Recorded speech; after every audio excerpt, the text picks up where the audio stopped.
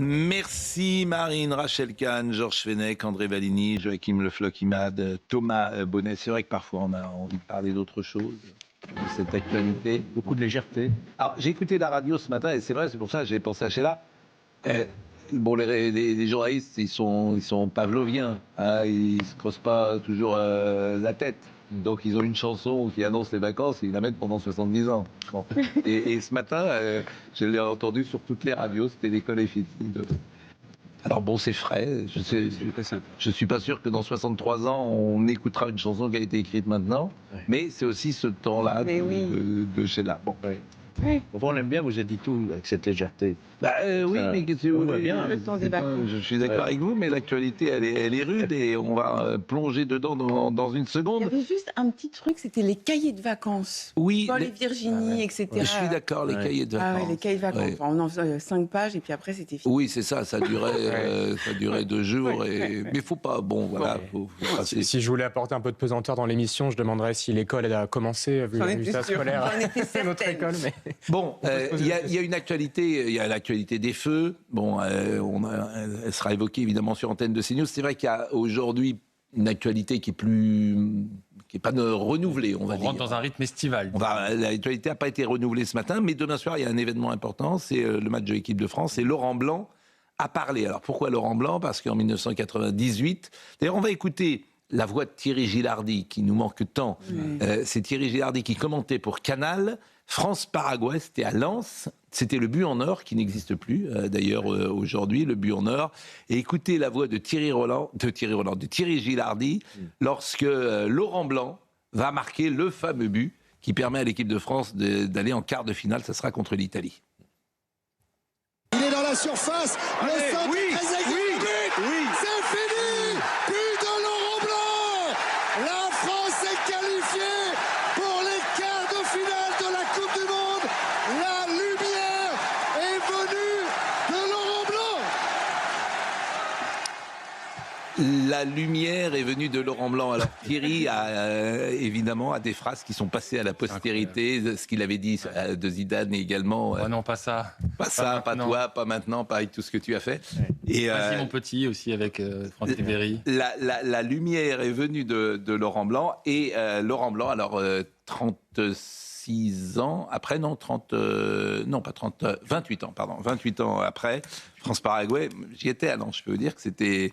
En plus, c'était un match charnière parce que tu pouvais être éliminé en huitième de Face finale. au gardien, c'était Chilavert. Voilà, c'était un match coup près. C'était un match coup près. Et c'était dur, parce que cette équipe de France, elle n'avait pas que des amis à l'époque. Après, elle en a eu, mais à cette époque-là, elle n'avait pas que des amis. Donc écoutez ce qu'a dit Laurent Blanc, souvenir de ce match, puisque demain c'est France-Paraguay, qui sera le huitième de finale d'ailleurs. On en est au huitième de finale et c'est pour ça qu'il y a ce parallèle-là avec la Coupe du Monde 2026 parce qu'on est à la même hauteur. Mais des matchs difficiles dans la dureté, dans l'adversité, je pense, durcit et regroupe vraiment l'équipe. Nous, ça nous a vraiment mis dans le bon chemin. Ça nous a fait prendre conscience qu'on pouvait arriver loin dans cette Coupe du Monde et surtout de confirmer qu'on avait le potentiel pour gagner cette Coupe du Monde. Parce que imaginez qu'on ait eu un mauvais résultat en huitième de finale, ça aurait été très dur pour la suite. Ah mais non seulement ça aurait été très dur pour la suite, Aimé Jacquet disait, si j'avais été éliminé avant les demi-finales, j'étais obligé de quitter la France. Ah oui, il nous a dit ça. Alors, à l'époque, quand j'étais journaliste à TF1, c'est vrai que TF1 retransmettait les matchs et était partenaire de l'équipe de France. Donc nous, on défendait beaucoup cette équipe de France. On était beaucoup avec elle. C'est vrai qu'il y avait une animosité globale. Ouais, pas que l'équipe d'ailleurs. Il y avait une réticence sur cette équipe de France. Et Aimé Jacquet avait dit j'aurais été obligé de quitter la France. Laurent Blanc, qui s'est exprimé, c'était au micro d'RTL, et il s'est exprimé sur cette équipe de France du jour.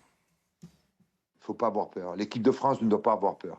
Alors, ça ne veut pas dire qu'il ne faut pas respecter, bien sûr, l'adversaire, mais on ne doit pas avoir peur. Je pense que pour le moment, c'est nos adversaires qui ont peur. À nous de ne pas être trop confiants, bien sûr, d'être très efficaces comme on l'a été depuis le début, et bien sûr jouer ce match-là à fond. Oui, parce que aujourd'hui, Laurent Blanc...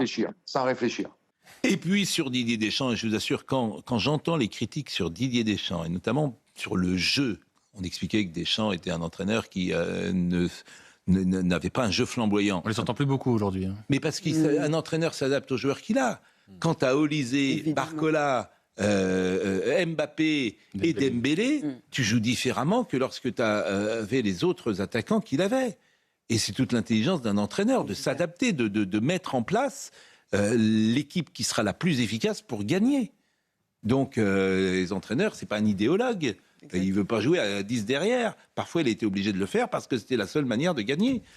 Donc écoutez ce que dit Laurent Blanc sur Didier Deschamps. Moi, je l'ai rencontré dans les équipes de jeunes, etc. Donc, c'était quelqu'un qui savait bien analyser les choses. C'était quelqu'un qui jouait dans le cœur du jeu, comme on dit, c'est-à-dire au milieu de terrain. Donc, il était dans tous les bons coups, voire les mauvais coups aussi. Ouais. Bon, en tant qu'entraîneur, il arrive de suite à comprendre les codes du jeu et les codes du match.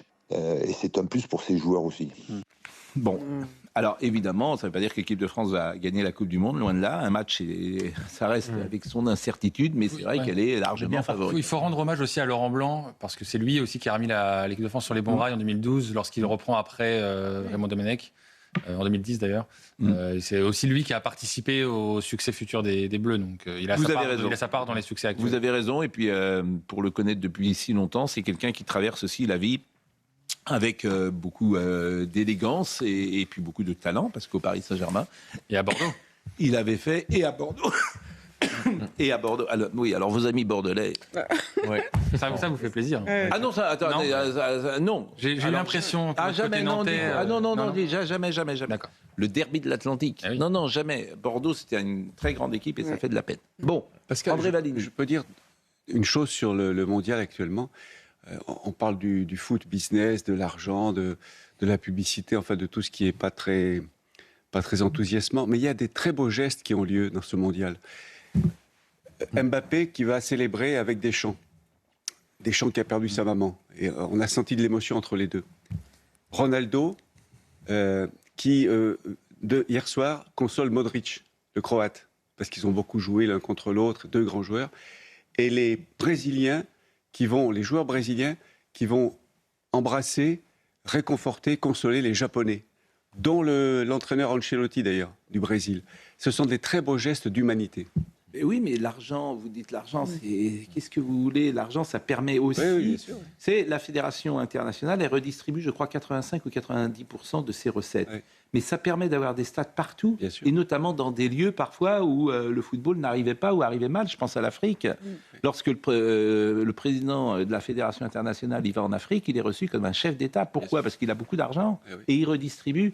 Alors bien sûr, je crois que le chiffre d'affaires de la Coupe du Monde, c'est 11 milliards. 11 milliards. Donc évidemment, c'est beaucoup d'argent. Mais sur ces 11 milliards, je ne sais combien seront redistribués. Donc l'argent, oui, parfois, ça permet d'investir. Et il faut avoir faut voir combien c'est positif, cet argent. Souligner ces gestes d'humanité. Mais vous avez parfaitement raison, qui effectivement, eux, sont gratuits. Dany Le Prince, on en a parlé hier. C'est vrai que cette actualité, c'est un nouveau rebondissement dans l'affaire Dany Le Prince. La Cour de révision a annulé sa condamnation à perpétuité et ordonné un nouveau procès. Il a 69 ans, il clame son innocence depuis près de 30 ans. Il avait été condamné en 97 pour un quadruple meurtre dans la Sarthe. La Cour de révision a annulé ce jeudi 2 juillet la condamnation à perpétuité. Vous en parliez hier parce que c'est un sujet qui vous tient à cœur. L'erreur judiciaire vous hante, et vous avez bien raison. Et je crois que c'est simplement la 13e fois dans l'histoire de la justice. Non, depuis 1945. Et il y a qui demande une révision de l'affaire Seznec, principalement, qui revient et qui revient. Mais sur l'affaire Seznec, j'avais reçu d'ailleurs le petit-fils Denis Seznec avec Jean-Denis Brodin, le grand avocat aujourd'hui décédé. Georges dira à quel point cette affaire le touche aussi pour des raisons parlementaires. Quand tu étais j'ai fait la réforme en fait. Vous avez fait la réforme de la procédure de révision, qui était vraiment une réforme en profondeur avec Alain Tourret. Nous étions deux, gauche et droite confondues, vous voyez. On a fait une réforme qui a été votée à l'unanimité. Parce qu'on avait constaté que depuis 1945, effectivement, à l'époque, c'était 8 révisions simplement.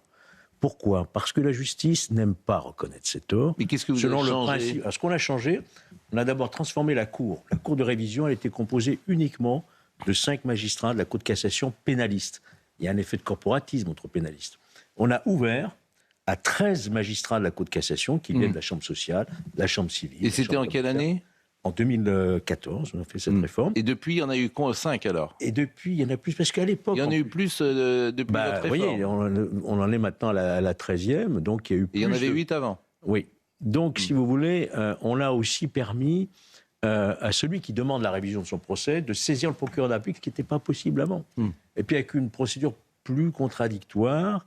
Et aujourd'hui, les choses évoluent un petit peu, si vous voulez. Mais ça n'a pas été simple. Et notamment la question du doute.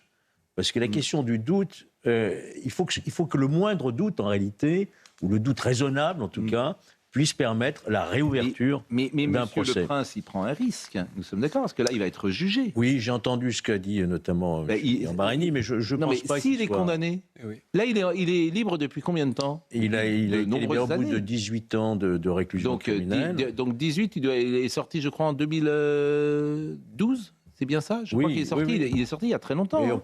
je ne crois pas qu'il prenne un risque. En réalité, il y aura... le risque... Certes, théoriquement, il peut être condamné davantage encore. C'est possible, mais non. Après ce que vient de dire... Oui, non, mais il y a un risque. Évidemment qu'il y a toujours un risque. Il va passer devant... Donc lui, il était libre. Au nom de son honneur, ce qui montre d'ailleurs Qu'il est innocent. En tout cas... Je voudrais relier ce débat, si vous le permettez, Pascal, à la peine de mort. Parce qu'on reparle beaucoup de la peine de mort après le drame atroce de la petite Liana. Oui. Je vais citer l'exemple de Loïc Séché, ouvrier agricole, accusé de viol par une petite fille, condamné à beaucoup de prison, innocenté au bout de 7 ans parce que la petite fille dit « j'ai menti ». Elle s'est rétractée. Loïc Séché aurait peut-être été condamné à mort et guillotiné si la peine de mort avait existé. Patrick Dils, tout le monde se souvient de Patrick Dils, accusé du meurtre de 2 jeunes garçons, condamné à, je ne sais pas, 30 ans ou perpétuité, innocenté au bout de 15 ou 20 ans, 14 ans, parce que c'est Francis Holm qui avait tué les 2 petits garçons. Aujourd'hui, Dany Le Prince, qui aurait sans doute été exécuté aussi si la peine de mort avait existé. Donc, moi, je suis partisan de l'abolition, évidemment, comme la plupart d'entre vous, sans doute, mais pour des raisons religieuses, pour certains, pour des raisons philosophiques, parce qu'on est humaniste. Oublions tout ça. Le seul argument, à mes yeux, qui fait qu'on doit être contre la peine de mort, c'est l'erreur judiciaire. Alors les gens vous disent, oui, mais maître, enfin, parce que je suis avocat, quand on est sûr que c'est lui qui a violé et tué la petite fille, d'accord, quand on est sûr, ok, mais parfois on n'est pas sûr. Or, tant que la peine de mort existe, on peut l'appliquer à quelqu'un dont on n'est pas sûr qu'il est coupable. Je suis d'accord avec vous, mais bon, là, le cas d'Dany Le Prince, bon, il est innocent, sans doute, et en tout cas... il le redevient, en tout la cas, justice, présumé. voilà, le dira, mais il avait été condamné à perpétuité pour 4 meurtres, dont des enfants. Des membres de sa famille. Admettons, par exemple, qu'il ne fut pas innocent, il est sorti au bout de 18 ans. C'est ça que parfois on souligne aussi. Il est sorti au bout de 18 ans. Il n'y a pas de perpétuité réelle. Voilà, c'est-à-dire que, je vous le répète, ce cas-là, mettons Dany Le Prince de côté. Simplement, quelqu'un qui tue 4 personnes, dont 2 enfants, qui est reconnu coupable, qui prend perpétuité au bout de 18 ans et est dehors. Et c'est ça qui, parfois, peut choquer les gens. Mais j'en fais pas, vous avez bien compris. Vous dites, mais est-ce que le tribunal d'application des peines, quand ils ont décidé de le remettre en liberté, n'a pas tenu compte aussi du fait qu'il y avait un procès en révision qui était en cours et qu'il était sans doute... C'est possible que, comme il a toujours clamé son innocence, c'est possible. Ce que je voudrais dire, c'est que l'erreur judiciaire, elle marque très très longtemps, à travers les générations, voire les siècles. Qui ne se souvient de l'affaire Calas ? Qui ne se souvient... Oui. L'affaire Calas, si vous allez dans la rue et que vous allez demander à l'affaire Calas, je ne suis pas sûr que... L'affaire Dominici, on est toujours dans l'idée, est-ce qu'il n'y a pas eu une erreur judiciaire ? L'affaire, vous l'avez cité, l'affaire Seznec, mais l'affaire Omar Haddad. C'était à l'époque, en plus, on ne pouvait pas faire appel des décisions de L'affaire Omar Haddad est plus présente, mais l'affaire Dominici, il avait été condamné, Gaston Dominici, avec le film avec Jean Gabin. Voilà, et il est mort Il a été gracié par le général de Gaulle. Voilà, Gaston Dominici. Et il y a une interview extraordinaire de Pierre Desgroupes, dans sa prison, Gaston Dominici, qui est une interview... Jean Gabin fait un Dominici formidable dans le film. Bon, c'est vrai que c'est grand. De toute façon, c'est des grandes affaires qui marquent les esprits, si vous voulez. Voilà. Et effectivement, l'erreur judiciaire, ça hante. Ah ben oui. Ça hante. Voilà. Alors c'est Monte Cristo. Hein, mais par exemple, Seznec, en Bretagne, tout le monde. Voilà, il y a des places, il y a des bateaux qui prennent son nom. Il a été réhabilité dans l'opinion, même si la justice est toujours arc-bouté sur la culpabilité, alors qu'on n'a jamais retrouvé le corps. Et il y avait pas, le mobile n'était pas évident du tout. Écoutons l'avocat de Dany Le Prince, monsieur Olivier Maurice. Excellent avocat. C'est une grande victoire et une grande décision historique que la Cour de révision vient de rendre, puisque c'est la 13e fois qu'un condamné à une peine criminelle voit sa condamnation annulée. Vous savez qu'il avait été condamné à la réclusion criminelle à perpétuité avec une peine de sûreté de 22 ans et qu'il a effectué 18 ans de prison. Aujourd'hui, il n'y a plus de boucher de la Sarthe. Il demeure Monsieur Dany Le Prince, présumé innocent. Eh bien, écoutez, après le calvaire qu'a vécu cet homme, on ne peut qu'être satisfait de cette décision. Pourquoi la perpétuité réelle n'est-elle pas appliquée Et je salue notre ami Daniel Guichard qui nous écoute, c'est lui qui pose cette question, parce qu'elle n'est pas dans les textes. La perpétuité réelle, ça n'existe pas en France. Elle est dans les textes, mais il y a toujours la possibilité, au bout de 30 ans maximum, qu'un juge d'application des peines remette en liberté. C'est ça qu'il faudrait supprimer en réalité. D'accord. Et alors, s'il n'a pas tué, qui a tué ? C'est embêtant de le dire comme ça au micro, mais il y a des doutes très forts sur une personne. De sa famille. Bon, voilà ce qu'on pouvait dire sur ce sujet. Le sujet, on va beaucoup parler, en tout cas. Oui, on va beaucoup parler de politique parce que effectivement, c'est intéressant d'ailleurs, le Figaro en parle ce matin, il y a une défiance très grande. Il y a également la question des sondages, j'ai vu, c'est là une, je crois, de Libération qui dit est-ce que les sondages doivent disparaître parce qu'ils influencent. Bien sûr qu'ils influencent, évidemment, mais on ne peut pas vivre dans un monde sans sondage. Mais juste un mot, parce que hier, on en a beaucoup parlé, on ne va pas en reparler aujourd'hui, certains même nous l'ont reproché de parler du chat. Certains nous disent, voilà, le monde est au bord de la Troisième Guerre mondiale et vous parlez d'un chat. J'ai entendu ça beaucoup. Et puis il y a d'autres gens, en revanche, qui comprennent que c'est un sujet... j'avais pas prévu d'en reparler, pour tout vous dire, mais Rachel, en entrant dans le studio, a dit « Je veux quand même dire un mot ». D'abord, on salue notre ami Ben Kemoun, qui a enterré son chat hier. Et vous vouliez dire un mot. Donc, je vous laisse... Non, mais c'est simplement parce que je vois l'actualité. J'ai vu des images beaucoup cette semaine de violence de notre jeunesse. On va reparler peut-être tout à l'heure de ce qui s'est passé à Lidl avec... les climatiseurs, etc. L'absence de fraternité et de solidarité. Et je me disais que j'aurais adoré, moi, voir des vidéos de la gare avec la récupération de ce chat vivant. Je trouve que ça aurait pu être merveilleux et enchantant, dans une actualité qui est parfois un peu morbide, que la France ait cette humanité-là de récupérer ce chat. Voilà. Je trouve que c'était une super image. On en aurait beaucoup parlé à travers le monde, par ailleurs. Oui. Il faut que la SNCF revoie ses procédures. Voilà. Oui, mais on va pas refaire le... Non, mais... Là, bon, on va... On peut pas recommencer. Non, mais bon... Et parfois, le rayonnement de la France, ça tient à des petites choses comme ça. Hein. Oui, il y a peut-être... Non, mais évidemment qu'il y a des choses... Peut-être des choses... Oui, d'accord, mais ça raconte beaucoup, je trouve. Mais ça raconte beaucoup de choses, mais bon, on a eu ces discussions hier, c'est la place de l'individu par rapport à la société. La responsabilité de l'homme par rapport à l'animal. Il y a ça, mais il n'y a pas que ça. Non, il n'y a pas que ça. Il y a aussi la société qui avance et qui, effectivement, doit ne pas forcément tenir compte des demandes individuelles. Et l'attitude de l'homme vis-à-vis de l'homme. C'est-à-dire, on en est là. Je pense que les images de quasi-guerre civile, comme vous dites, à Lidl, ternissent encore plus l'image de la France dans les affaires du monde que la mort d'un chat. C'est ça que je dis. Tragique. C'est-à-dire que là, cette semaine, on a des actualités. Alors, avec notre jeunesse, la violence, etc., Lidl et un chat qui meurt. Voilà. Donc, c'est-à-dire qu'en fait, on est perdant sur tous les tableaux. Bon, la droite la plus bête du monde ou pas, Thomas Bonnet ? Ça commence à y ressembler pas mal. La droite, alors, bon, on en a parlé effectivement hier. Alors, ce qui était intéressant, c'est les réactions qui ont suivi. Laurent Wauquiez, donc, manifestement, ira travailler avec Édouard Philippe. Encore faut-il qu'Édouard Philippe accepte. Je ne l'ai pas senti très enthousiaste. Oui, j'ai Philippe, trouvé dans qu'effectivement, la réponse. petite... alors, il y a deux réponses. La première, effectivement, il prend un peu sa distance. Et la deuxième, bon, j'ai noté qu'il m'encourageait. Je ne suis pas sûr que ce soit un soutien. Je vous l'ai dit, c'est un piège pour lui. Ouais. Oui, bah c'est un piège. De toute façon, je ne sais pas si c'est un piège ou pas, mais bon.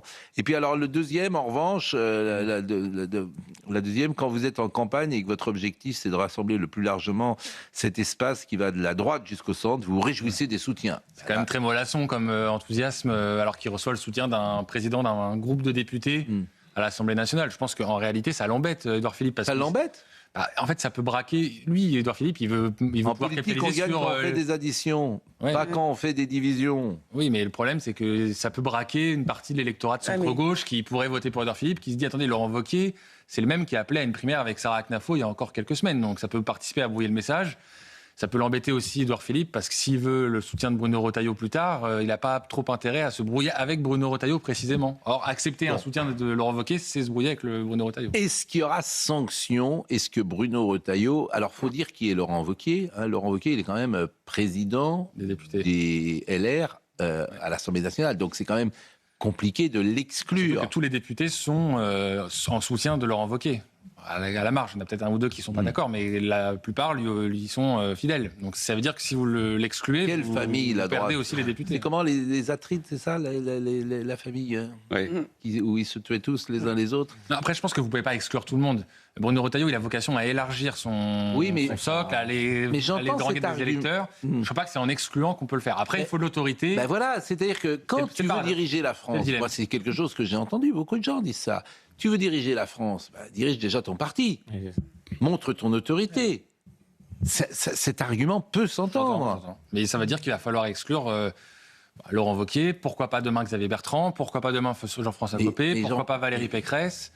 Mais ça fait du monde. On parle de président de région, notamment. Donc Valérie Pécresse, c'est différent. Je pense que Valérie Pécresse, c'est différent. Qui seront les soutiens de Bruno Retailleau à la fin, c'est ça aussi. Mais Jean-François Copé, il n'est pas vraiment sur la ligne il est même plus sur la ligne de départ d'ailleurs, mais il n'a jamais été sur la ligne d'arrivée. Ce qui est sûr, c'est qu'ils handicapent la candidature de Bruno Retailleau et que ça devient vraiment un problème et que ça va continuer à l'être au fur et à mesure. Bon, on va marquer une pause et vous allez essayer de décrypter tout ça. Mais si les gens sont pas, faut quand même un parti qui ait une ligne cohérente. Mais en fait, c'est ça le truc. Moi, je trouve que là, on est passé pause.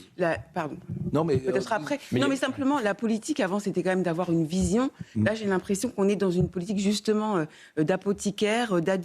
On cherche plus à convaincre, on cherche à agréger, à additionner. C'est presque la politique des followers. Et c'est la faute de l'ouverture au centre à droite aussi. C'est le passage du RPR à l'UMP.